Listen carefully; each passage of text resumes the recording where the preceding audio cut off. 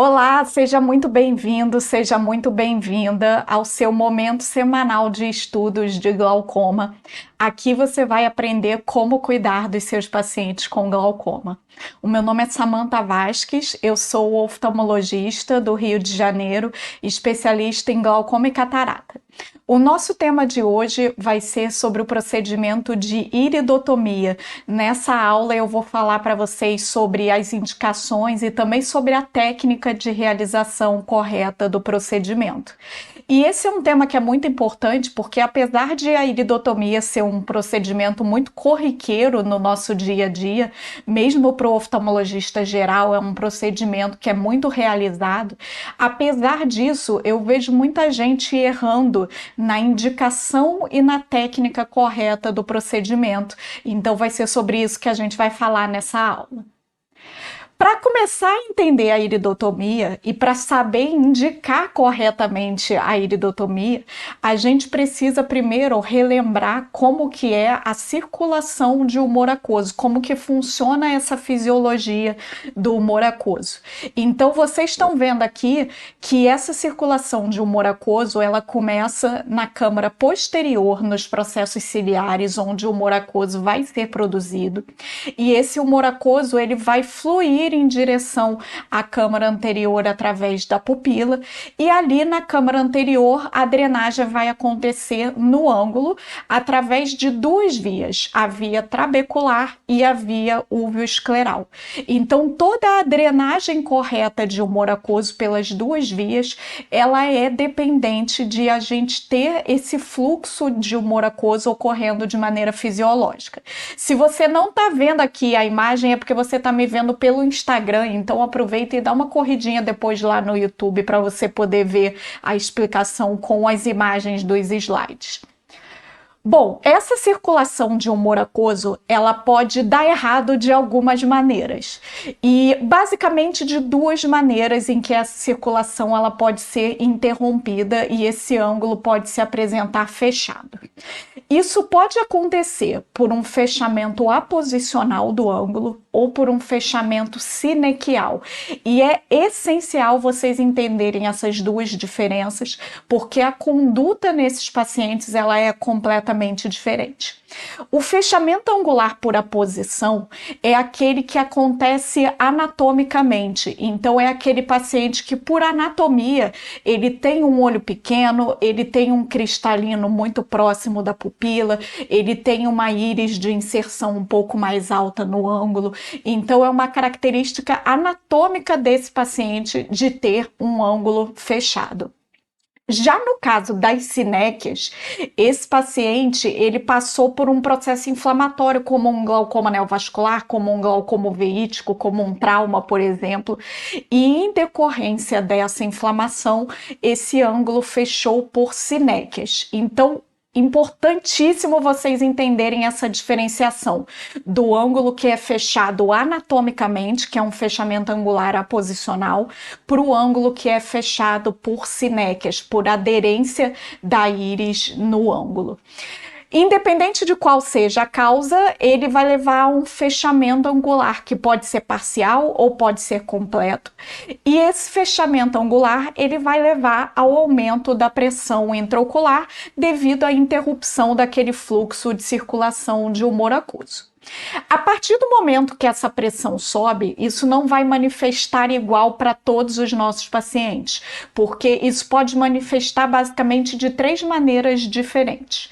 A gente pode ter um aumento agudo dessa pressão ocular, que é a crise de glaucoma agudo, que todos vocês conhecem. A gente pode também ter um aumento crônico da pressão intraocular nesses casos, que é aquele paciente que chega no consultório assintomático, sem queixas, com glaucoma crônico, e que quando você faz a gonioscopia dele, você verifica que aquele ângulo está fechado. Então é um fechamento angular de apresentação crônica. E a terceira, que é a mais difícil de detectar, é o aumento da pressão ocular que acontece de maneira intermitente, porque esse é aquele paciente que tem pequenas mini crises de glaucoma pouco sintomáticas, que às vezes ele só refere uma dorzinha de cabeça, uma coisa que talvez você nem valorize como uma queixa oftalmológica. E quando você mede a pressão desse paciente na consulta, ela costuma ser normal, mas fora da consulta, esse paciente tem pequenos episódios de pequenas crises de glaucoma agudo, em que ele faz picos de pressão intraocular. Independente de se esse aumento de pressão intraocular, se ele é agudo, se ele é crônico, se ele é intermitente, o que todas as três formas têm em comum é que esse aumento da pressão ocular vai levar ao dano no nervo óptico, causando uma neuropatia óptica glaucomatosa, ou seja, um glaucoma primário de ângulo fechado realmente estabelecido e com um potencial de levar esse paciente à cegueira. Vale lembrar que o glaucoma de ângulo fechado é uma das formas de glaucoma que mais evolui para cegueira, com algumas estatísticas de até 30% dos pacientes chegando à cegueira. Então é essencial você identificar quem é o paciente que está seguindo essa história natural de doença aí, para você poder interromper esse processo. E por falar em prevenção da cegueira, se você estiver vendo esse vídeo na hora que eu publiquei, vai acontecer na semana que vem o Glaucoma em Foco, que vai ser um evento online gratuito, em que eu vou conversar com vocês sobre o que causa a cegueira nos pacientes com glaucoma e o que a gente pode fazer de diferente para mudar essa história. Então, para você participar, eu vou deixar aqui embaixo o link para vocês se inscreverem. E se você estiver vendo esse vídeo depois e já tiver passado o evento, não se preocupa que a gente vai ter outras oportunidades para falar sobre esse tema.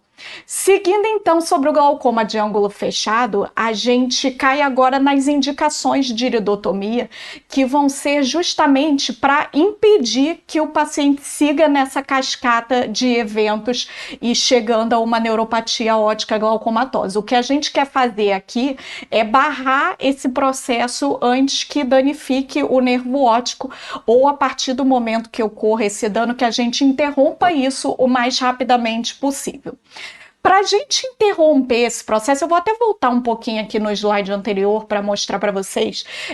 Quando a gente está com esse paciente que está nesse processo de evolução de doença, não adianta a gente querer só controlar a pressão intraocular, porque o começo dessa cascata de eventos está lá em cima no fechamento do ângulo. Então, se a gente ficar só pensando em pressão intraocular, a gente não está focando na raiz do problema, que é o fechamento do ângulo. Então, o ideal nesses pacientes é a gente abordar o ângulo. É claro que a gente vai abordar a pressão também, a gente vai baixar a pressão desses pacientes, mas a gente precisa pensar em abordar o ângulo. E aí tem duas maneiras de a gente racionalizar isso.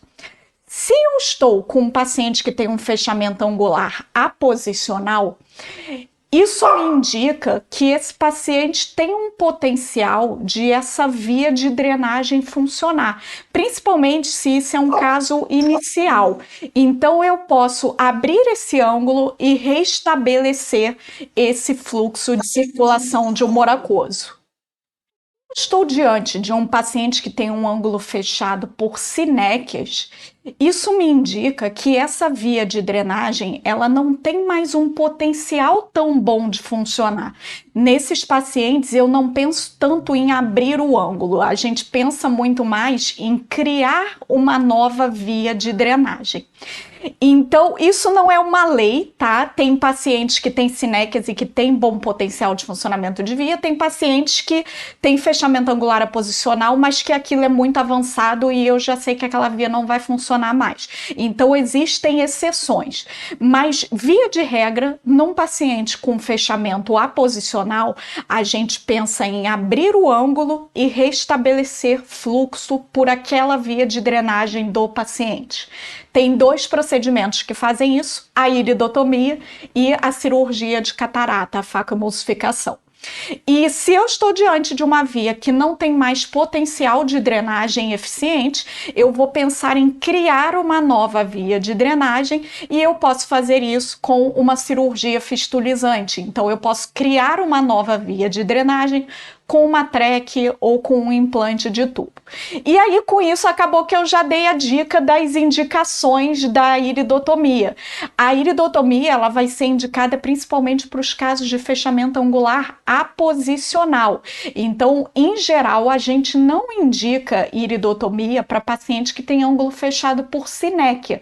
Esse ângulo que é fechado por sinéquia, ele vai continuar fechado com iridotomia ou sem iridotomia. A iridotomia não vai abrir esse ângulo, tá? Então, a gente indica a iridotomia para fechamento angular aposicional.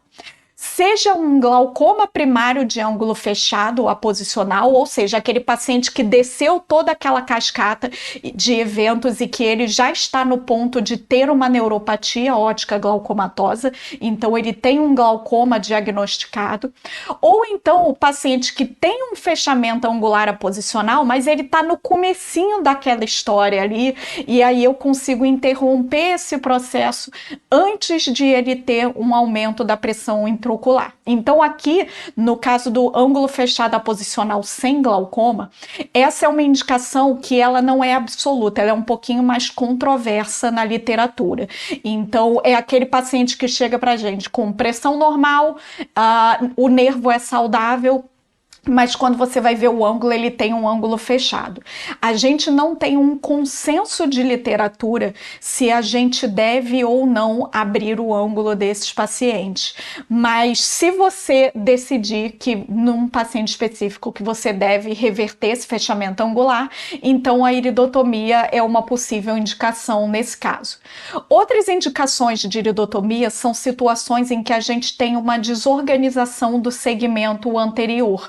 Então, por exemplo, transplante de córnea e implante de lente de câmara anterior são situações em que a gente pode atrapalhar aquela fisiologia de fluxo de humor aquoso.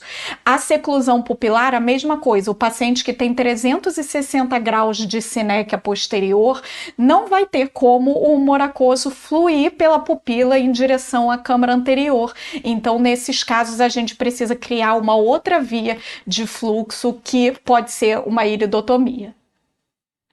Agora é importante ressaltar também o que não é indicação de iridotomia, porque eu vejo muita gente errando e indicando iridotomia para caso que não tem indicação. Um clássico é a pressão intraocular alta. Então é aquele paciente que chega para você com pressão de 40, você não faz nenhuma agoniscopia e já manda ele fazer uma iridotomia. Você não pode nunca supor que um ângulo é fechado. A gente tem exame para detectar isso e que precisa ser feito. Então, pressão tá alta, faz agonioscopia. Se o ângulo for fechado, você vai indicar iridotomia. Se o ângulo for aberto, esse paciente não tem indicação de iridotomia. Afinal, se o objetivo da iridotomia é abrir o ângulo, não faz sentido eu fazer iridotomia num paciente que já tem ângulo aberto. A iridotomia é um procedimento que, via de regra, ela não reduz pressão intraocular. A única situação em que a iridotomia vai baixar a pressão é naquele paciente que está numa crise de glaucoma agudo. Realmente, se você fizer uma iridotomia, você vai reverter aquele quadro e a pressão vai baixar. Mas no paciente que tem um quadro crônico, iridotomia não reduz pressão. A única função dela, a única indicação dela é para abrir o ângulo. Então, não faz sentido fazer iridotomia em paciente com ângulo aberto, achando que isso vai adiantar em alguma coisa para reduzir a pressão desse paciente. O paciente que tem ângulo aberto, o tratamento dele é outro, completamente diferente, tá? Outro erro muito comum que eu vejo é vocês identificarem que o paciente tem câmara anterior rasa e já indicarem a iridotomia. O Van Herk, a análise da câmara anterior, a profundidade da câmara anterior na lâmpada de fenda, ela é um teste de rastreio. O Van Herk não dá diagnóstico de fechamento de ângulo. Quem diz se o ângulo é aberto ou se o ângulo é fechado é a gonioscopia. Então, o Van Herk, ele é um guia muito importante para você indicar a gonioscopia, principalmente se o paciente não tem glaucoma, porque se o paciente tem glaucoma, você vai fazer a gonioscopia de qualquer jeito, seja câmara ampla, seja câmara rasa. Mas se o paciente não tem glaucoma, você pode guiar a indicação da gonioscopia pela câmara. Se a câmara for ampla, não tem por que fazer. Se a câmara é rasa, você vai fazer mesmo que aquele paciente não tenha glaucoma. Então, Van Van Herk é rastreio e não se indica tratamento por ele. A gente faz a gonioscopia para saber se o ângulo é aberto ou se o ângulo é fechado. Outra situação que não é indicação de iridotomia é o fechamento angular sinequial. Se a íris está colada, cicatrizada no ângulo, não vai ter iridotomia que abre esse ângulo. E é engraçado porque aparece para mim, às vezes, paciente com 4, 5 iridotomias e quando eu vou ver, é sinéquia aquele ângulo. E não adianta, pode fazer 20 iridotomias que a sinéquia não vai soltar. Aliás, outro detalhe é que iridotomia, em geral, a gente faz uma. Se você tem uma pérvia e funcionante, ela já cumpriu o papel dela. Não tem por que sair fazendo 3, 4 iridotomias, porque se for sinéquia, não vai abrir de jeito nenhum. E se for a posicional, se tiver que abrir, vai abrir com uma. Fazer mais de uma não vai fazer diferença. E não faz sentido também fazer iridotomia só porque você não sabe o que fazer com esse paciente, que é outra coisa que eu vejo muito frequente. Então você está tratando aquele paciente crônico, já está usando tudo de colírio, aí você não sabe mais o que você faz e aí você indica uma irido, porque você tem um raciocínio de que mal não vai fazer, faz uma irido. Mas não é bem assim, porque todo procedimento tem complicações e eu vou falar já já quais são. Então, indicamos corretamente uma iridotomia, vamos ver então como é que a gente faz para realizar o procedimento. A realização do procedimento é simples, qualquer oftalmologista pode fazer, não precisa ser especialista em glaucoma para saber fazer uma boa iridotomia, é um procedimento que tem que ser dominado pelo oftalmologista geral. A gente faz a iridotomia no laser de YAG laser com uma potência, a potência vai variar muito do aspecto da íris do paciente, eu vou falar sobre isso, mas em geral a gente usa uma potência que vai de 2 a 6 milijoules. Se for uma íris muito espessa, você pode usar potências mais altas, mas em geral 2 a 6 milijoules é uma boa potência. E aí o que você vai fazer é buscar as criptas da íris que ficam bem na periferia, tá? Aqui nessas fotos eu tô mostrando para vocês 2 íris muito diferentes. A de cima, ela tem muitas criptas muito boas, que são aquelas áreas onde o estroma é mais fininho. E aí o que você vai fazer é escolher uma dessas criptas que seja o mais periférica possível. No caso desse olho, tem uma cripta ali às 10 horas que chega bem ali no limbo do paciente, então seria a posição que eu escolheria. Tem várias outras criptas, mas que não são tão periféricas assim. Agora, essa íris da foto de baixo é uma íris grossa, com um estroma espesso, que não tem cripta nenhuma. Essa é uma íris que geralmente eu já oriento o paciente que a gente vai precisar de mais de uma sessão para poder abrir a iridotomia bem, porque mesmo se eu botar uma potência muito alta com essa íris espessa, dificilmente em uma sessão só eu vou conseguir ter uma boa iridotomia, porque vai começar a dispersar muito pigmento, porque como a íris é grossa, eu vou ter que dar muito tiro, usar muita potência, aí vai ficar aquela nuvem de pigmento que depois que você dá 2, 3 tiros, você já não enxerga mais nada, e aí não tem jeito, tem que deixar aquilo, esperar um pouquinho e refazer com uma semana, aí você pode ter uma visualização melhor para terminar de fazer o procedimento. A gente, em geral, evita as 3 e as 9 horas por conta da inserção dos nervos ciliares, então são pontos que são um pouquinho mais dolorosos. Em geral, na iridotomia, o paciente sempre sente um pouquinho de dor, mas é um procedimento muito rápido, então geralmente o que eu falo para o paciente é que incomoda, que ele vai sentir uma pontada, mas que é uma coisa tão rápida que quando falar aí já acabou. Então é um procedimento que, em geral, não tem muitos problemas de dor por ele ser rápido, mas na verdade ele é um pouquinho doloroso, sim. E outro ponto importante de se evitar é a margem da pálpebra, tá? Bem aonde fica aquele meniscozinho lacrimal, tanto na pálpebra superior quanto na inferior, geralmente a gente vai mais para cima, né? Então mais para superior, mas se você fizer a iridotomia exatamente aonde fica aquele menisco lacrimal, isso vai dar muito sintoma luminoso para esse paciente. Então esse paciente pode ter aqueles fenômenos de halos que acontecem às vezes depois da iridotomia. Isso geralmente acontece quando a iridotomia está exatamente na margem da pálpebra superior. Então, ou faça ela totalmente exposta, ou faça ela totalmente recoberta pela pálpebra. Evita de fazer bem na margenzinha. E, é claro, evita a região de vaso sanguíneo, apesar de que nem sempre esses vasos são visíveis, né? Na maioria das vezes eles não são, mas se tiver algum vasinho visível, foge dali para não sangrar. Eu trouxe aqui algumas imagens para vocês verem. A foto da esquerda é de uma iridotomia que está muito bem feita, que está ali bem periférica, com uma abertura legal ali. E as duas fotos da direita, eu trouxe fotos de iridotomias mal feitas.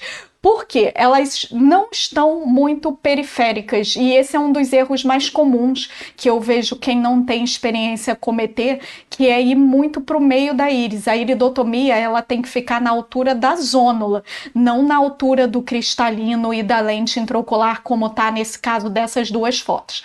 Agora, essas duas da direita não fui eu que fiz, mas isso não é de maneira nenhuma uma crítica a quem fez, porque eram olhos bem difíceis, e apesar de não ter sido eu que fizesse, eu já passei perrengues semelhantes com olhos com câmara extremamente rasa, muito atalâmico. É muito difícil fazer iridotomia nesses casos, quando o olho está quente, quando o olho ainda não saiu por completo de uma crise de glaucoma agudo.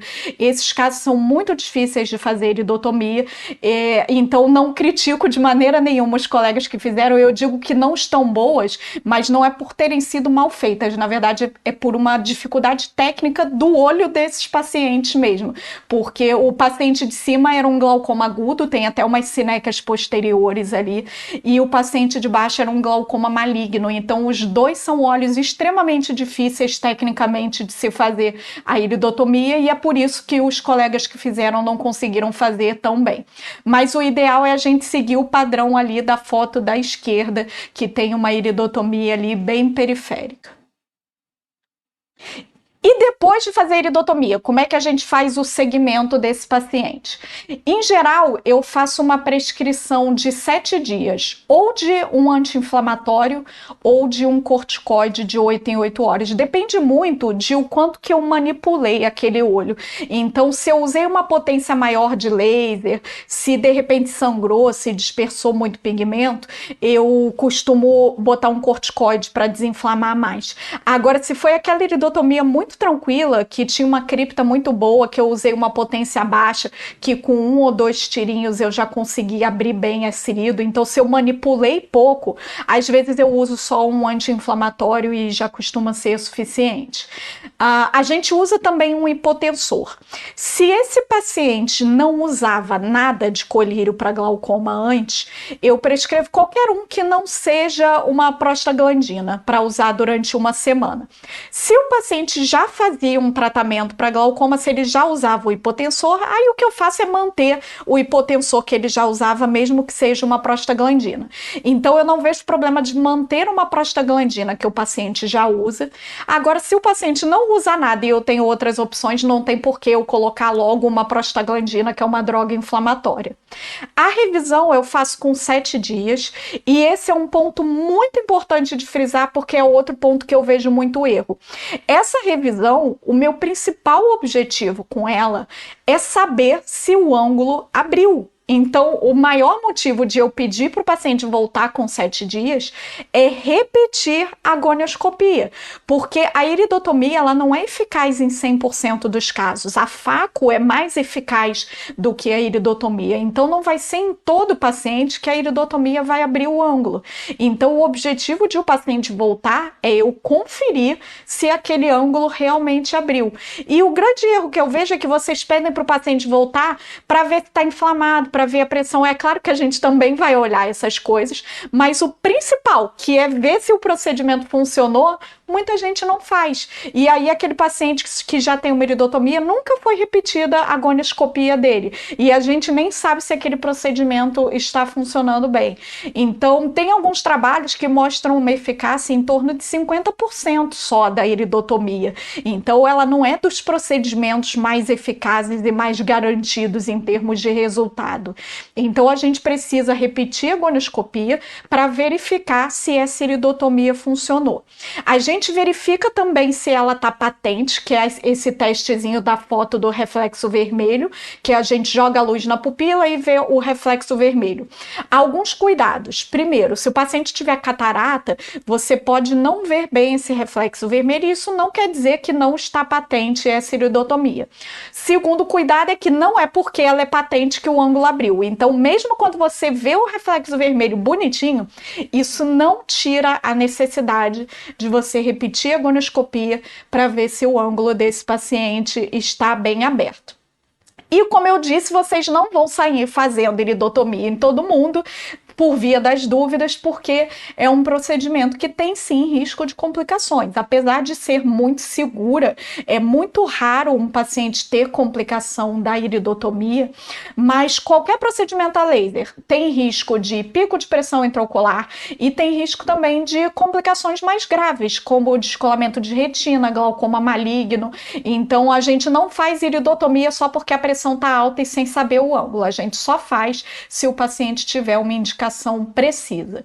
As complicações mais comuns são as desfotopsias, os fenômenos luminosos, que geralmente são autolimitados e melhoram em poucos dias, mas sempre lembrando de evitar a margem da pálpebra para que isso não seja permanente. A iridotomia, ela pode também fechar, apesar de não ser comum, mas em geral quando ela fecha rapidinho. Então muitas vezes naquela revisão de uma semana a gente já vê que a iridotomia já está fechada e que precisa refazer ou ampliar, mas não é comum de ela fechar depois de muito tempo. Agora tem que seguir acompanhando a gônio desses pacientes, até porque em geral eles são fásicos, os pacientes que a gente faz a iridotomia, então pode acontecer de você fazer iridotomia hoje, repetir o agônio, o ângulo abriu, mas daqui a 3, 4 anos, conforme esse paciente forma uma catarata, esse ângulo ele pode fechar novamente. Então não é porque você fez a irido e verificou que abriu que você não vai mais acompanhar a gonioscopia desse paciente, porque mesmo com a irido pérvia, ele pode voltar a ter um fechamento angular por conta do componente cristaliniano, que geralmente é um componente muito importante nesses olhos com fechamento angular aposicional. Bom, eu espero que depois dessa aula ninguém indique mais iridotomia para baixar a pressão, ninguém indique mais iridotomia só porque a câmara está rasa. Espero que vocês tenham aprendido aí a fazer direitinho o procedimento. Se ficou alguma dúvida, vocês podem me encontrar aqui no YouTube, pode me mandar dúvida nos comentários, pode me mandar dúvida lá no Instagram ou então pelo e-mail também, que eu tenho o maior prazer de ajudar vocês. E até a semana que vem com mais uma aula para ajudar você a cuidar bem dos seus pacientes com glaucoma.